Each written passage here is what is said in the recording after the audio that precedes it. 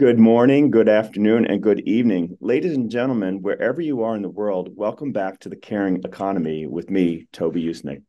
Today, I'm really very happy to have as our guest the famous, in my mind, Raj Loomba, the Baron Loomba. He's a philanthropist, a founder, and executive chairman of the clothing company Loomba Group, and a member of the UK's House of Lords.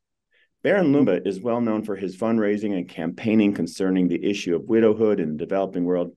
He's the founder and chairman of the Loomba Foundation, which works to raise awareness to the issues of widowhood and which raises funds to educate the children of poor widows in India and empower widows in other developing countries in South Africa and across Africa. In addition to his work on widowhood, Baron Loomba is a passionate advocate for human rights, gender equality, education, and the United Nations 2030 Sustainable Development Goals, and is an active member of Parliament. Baron Loomba, welcome to the Caring Economy. Thank you very much. That is an introduction. I hope I can live up to it. Let me start by saying that I was born in a very small village in India, in Punjab. And unfortunately, at the age of 11, I lost my father. And he was a successful businessman, but he had no brother or sister. And therefore, my mother was left alone at a very early age of 37 with 7 siblings to care for and look for their future. And my mother, I saw a couple of incidents where I was shocked and I couldn't even believe that this was happening in India. First of all, when my father passed away, his body was not even cremated. And my grandmother, who herself was a widow, she ordered my mother to remove her jewelry, remove her clothing and change into white clothes and take the bindi, which is a sign of a married woman in India. So my mother, who actually was a wife of a wealthy and well-to-do businessman, all of a sudden, overnight, she became a distressed widow. Wow. And at that age, I was not able to apprehend what was going on, but it just touched me that why my mother had to suffer, although I couldn't understand it at all. It wasn't her fault that my father died. He suffered from tuberculosis for 3 years and had a lot of operations done, but there was no cure in 1954 in India and in many other countries as well. So after struggling for 3 to 4 years, he passed away, and my mother was left alone without any help, without any support. And as a matter of fact, the business in India in those days was not run on computers or by faithful employees. So therefore, as soon as my father died, his business actually went kaput. Wow. And my eldest brother was in America studying over there because my father believed in education of all children. And he went to MIT in 1949 when it was not common, or in fact, it's very rare that people sent their children to the United States for education. In fact, they were not even sending them to universities in India, and not rich enough. But my father did that. And therefore, my mother had this vision that she wants to fulfill ambition of her husband. She wants to educate all her children. My sisters went to universities in India at the age, in 1950s, when girls were not even going to school. And I was educated in America partially because my mother could support me, and secondly, because my brother was in America, he encouraged me to come over there. Right. However, going forward, in 1966, I went back to India to get married. And at the marriage ceremony, my mother was asked by the conducting priest who was conducting our marriage rites to ask my mother to move away from the altar. And I was sort of in a stage where I could not speak out, but I was very angry, very hurt. To this day, that is my inspiration to do something for widows. So, Baron Loomba, your mom was not able to approach the altar because she was a widow. Is that why that happened?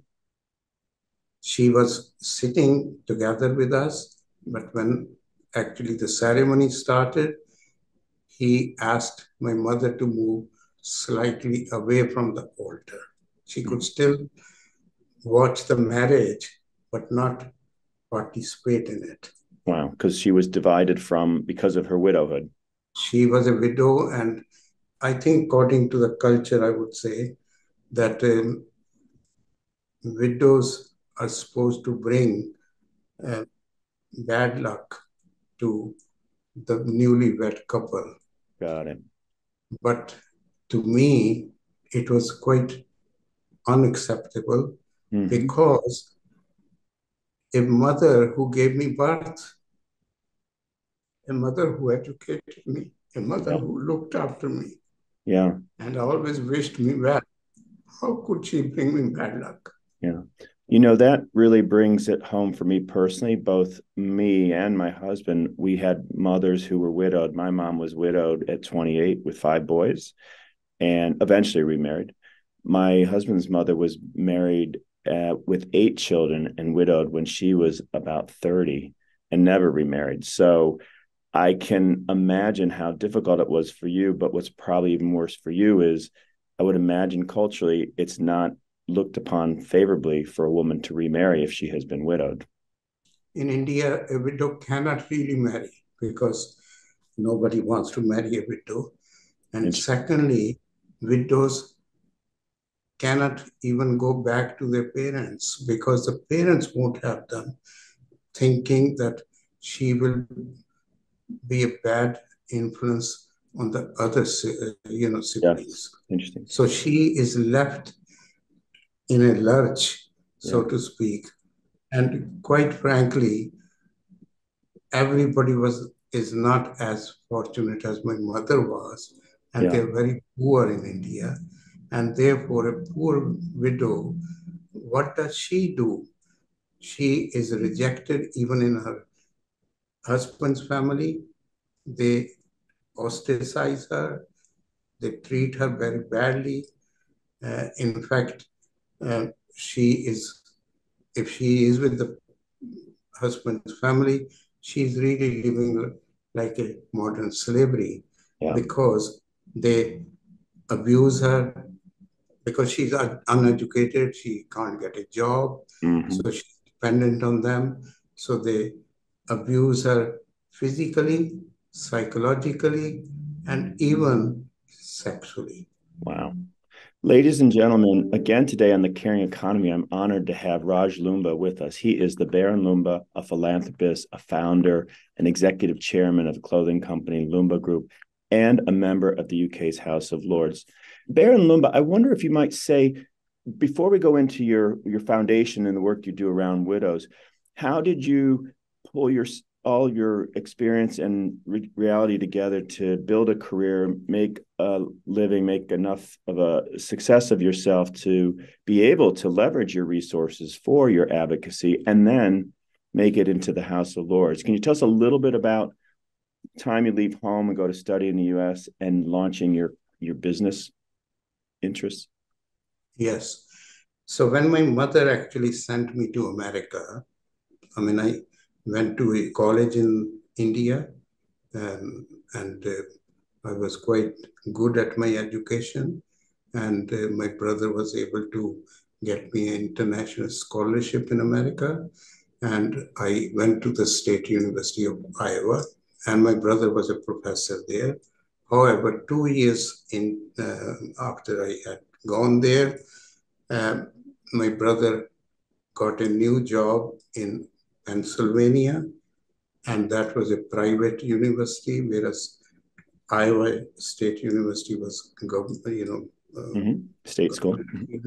Yes, state university, and I was not able to get scholarship at this university, Pennsylvania University, called Bethlehem University. Anyway, so my brother actually said to me that, Raj, I can either lend you money or borrow money for you to complete your education. So to cut the long story short, it was about $25,000, which would be a lot required. And with the interest, God knows when I will be able to repay it, and if I could repay it, because I may not be able to succeed in my education and therefore may not get a good job. So I decided to come to England basically because I did not want to risk taking the loan. And also at the same time, my mother and my brother, two brothers and my one sister had emigrated to England. Because after getting married, my sisters, and after spending money on us for the education, my mother actually was quite low on her funds. Sure. Because, if there's no money coming in and it's always going out, it doesn't last for very long. Right. And therefore, my brother, who was actually in England, as a matter of fact, he came over for holidays because my mother could support him to go for holiday. And my mother's brother and my mother's sister were already in England, so she felt very safe sending her son for holidays. And he didn't go back. He liked here, he stayed for 2 years, went back, but then he returned to England. At the same time that he also took mother and the rest of the family with him. Got it. So it was for me more practical to come to England. And when I came to England, my first very short job was in a factory. In fact, I didn't realize it was in an asbestos factory. And I was getting £7 for working 6 days in a week and also doing overtime. My mother then suggested that why don't I go and see her brother who lived in Wigan in the north of England, and he was a very successful businessman in clothing. So I did go there and I went to see him, and he said that, yes, I am quite happy to help my nephew, but you have to prove that you can work hard. So I said, well, how do I prove? And he said, well, you have to do something to show that you can work hard. So what he did, there was ice cream van. He got it for me on a rental. And he said, sell ice cream. So which I did. I went around the schools and everywhere, and I stayed with my auntie. So there was no expenses going out, but I was able to save £400 in 1964. Wow. My uncle was impressed. And he said, with this money, we will buy a little van and I will give you some goods on account and you go to a market. And so I started in a market on a stall and worked 7 days a week eventually. And from the market stalls, I moved to high street shop, from high street shop to wholesale, from wholesale to imports, and today we have office in China, office in Delhi, Wow. And I even tried office in America, in New York, but that did not work out for me. So I closed it after 3 months, 3 years. That But is anyway, awesome. to cut the long story short, um, I became one of the very much respected and good supplier of knitwear to most of the high street stores. Amazing. Yeah, and that is my Story. story on the So, business side. so then for your philanthropy, did you start the philanthropy and then you were later appointed to the House of Lords, or was it the Lords No, and then I think I was totally involved in my business. I was traveling to Hong Kong, Taiwan, China, Korea for sourcing. And in fact, I should tell you this little story please? that I met a supplier in London whose name was Julius Tigner. He was from Poland, and he was a Poland refugee who came to London via Japan and Canada, eventually London. And he found out that I had married my wife, whose father is a manufacturer in India, knitwear manufacturer. And this company was specializing in knitwear as well. So they wanted to do something together with me, and they made a company called Raj at Tiggy. The Mm-hmm. Tiggy was the brand name. And we bought some goods from father-in-law's factory. They came in, and the idea was that I would look after the production, I will look after the importation, and they will do the marketing, and whatever profit is made, it will be split half. So on our first consignment, we made 40,000 pounds profit, and they gave me a check for 20,000 straight away.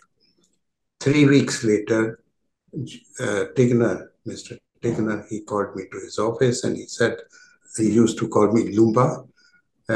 Loomba, you owe me 20,000 pounds. So I said, why? How come?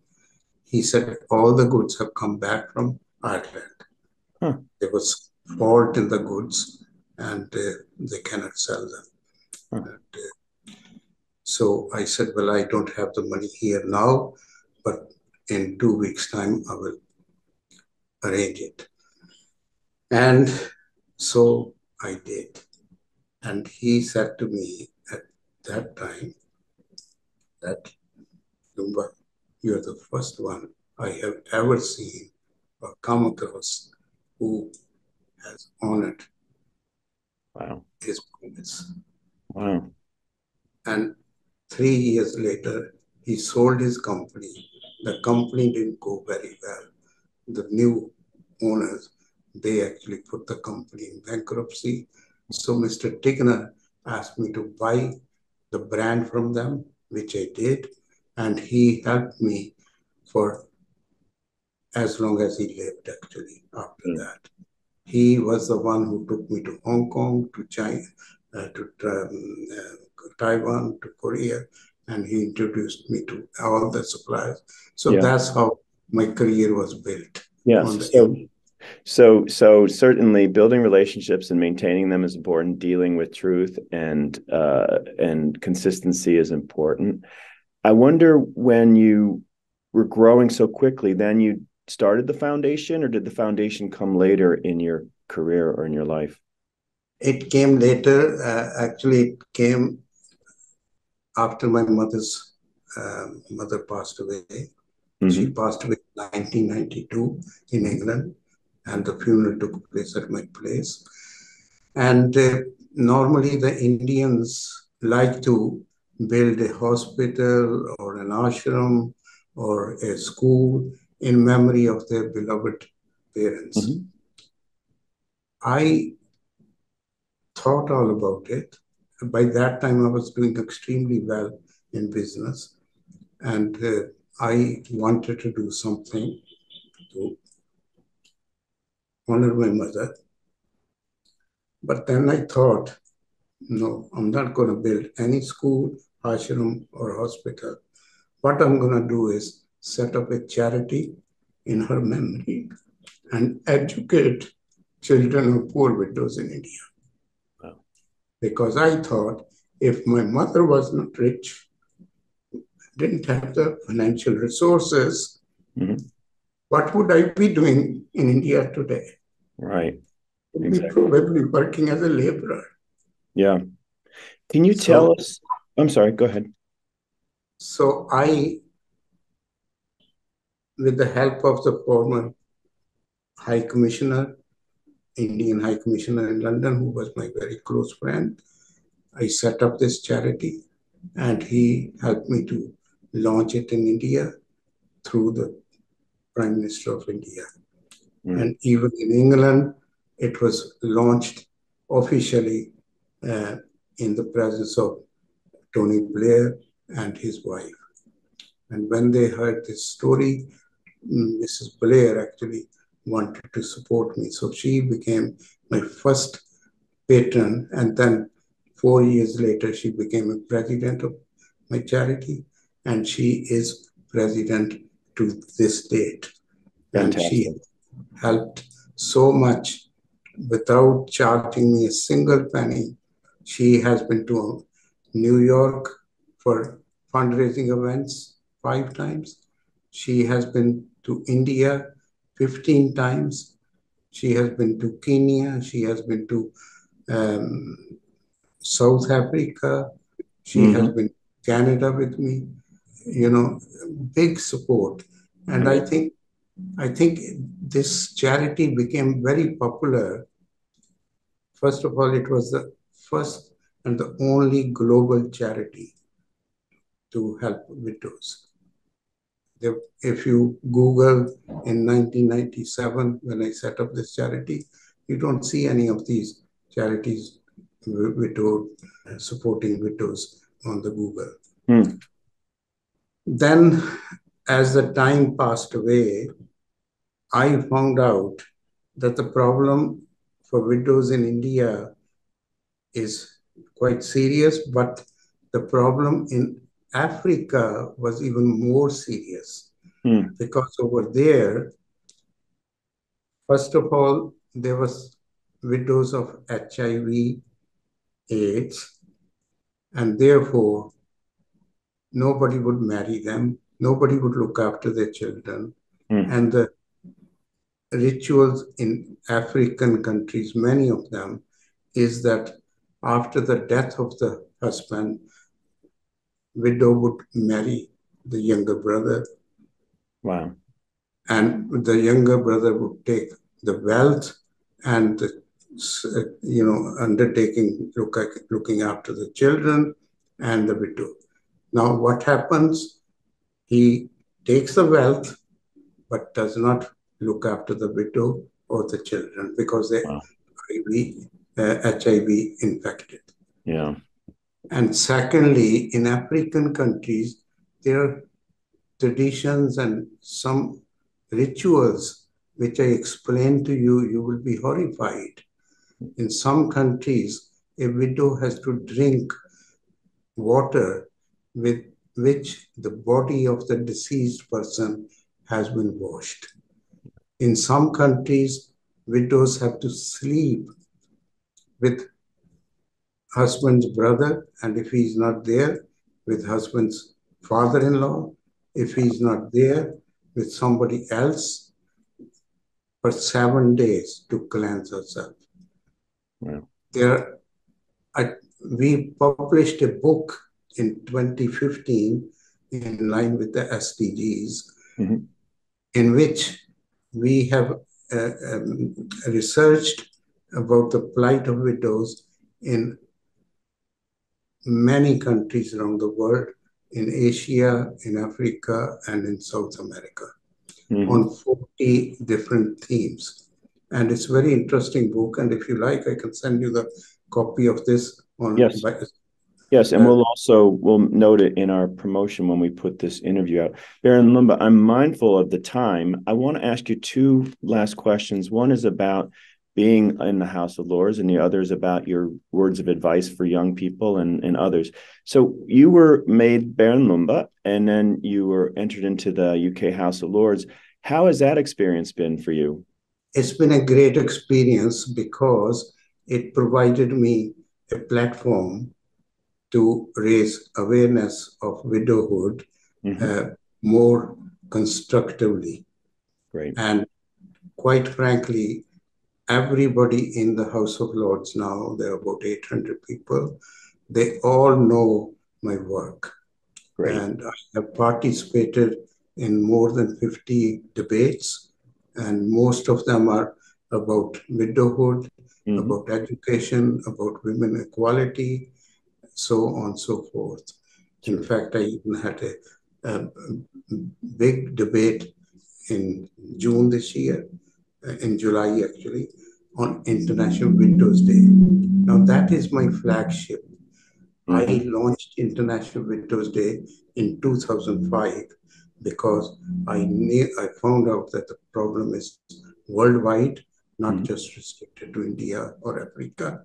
And for 5 years, I had tireless campaign at the United Nations.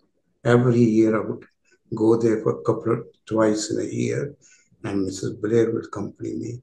And she actually played a huge role in, getting the acceptance by the United Nations. Now it is a UN Day, and it is 23rd of June, which is the day when my mother became widow. Oh, how sweet. So June 23rd not only is International Widows Day, thanks to you and your foundation, but it's also the day that commemorates your mom's passing. Exactly. Which is an amazing tribute. Actually, it's very funny. Well, not funny, it's very important that Mrs. Blair actually asked me 3 questions. She said, when was my mother born? When did she pass away? And when did she become a widow? So I gave her the answer, and she said, well, Raj, we should pick up the day for this initiative when she passed away. Wow. When she became a widow. So that was Sherry Blair's idea. That's fantastic. The day was chosen by her, but Great. the brainchild of setting up the day was mine. Fantastic. And we launched it at the House of Lords here in England, and with 5 years tireless campaign, we got it recognized by the UN on 65th General Assembly. Fantastic. Yeah, so that is my legacy or flagship. That is truly awesome. Baron Loomba, one last question for you, which we ask all of our guests. This great life you've led and the experiences you've had. Do you have any words of wisdom or pearls of wisdom you share to people, particularly young people who might be setting out on their careers, who want to follow in your footsteps, or even people who are further along in their careers and may have been disrupted for some reason? Yeah, I would say very simply that there are over 300 million widows, according to the UN Women, who are, most of them are suffering. 118 million widows are actually below the poverty line. And if you empower a widow, she empowers her children, she will educate them. It covers your subject economy. She will create economy as well. And, this is the message which I would definitely like to give to all the youngsters, that they should definitely help widows to become self-reliant so that they can educate their children and they can live a life of dignity. Awesome. So Raj Loomba, the Baron Loomba, philanthropist, founder, and executive chairman of the clothing company Loomba Group, and member of the UK House of Lords. Thank you, Baron Loomba, for joining us today on The Caring Economy, and thank you for the work you're doing on behalf of widows, and we look forward to having you back. Thank you very much, Toby.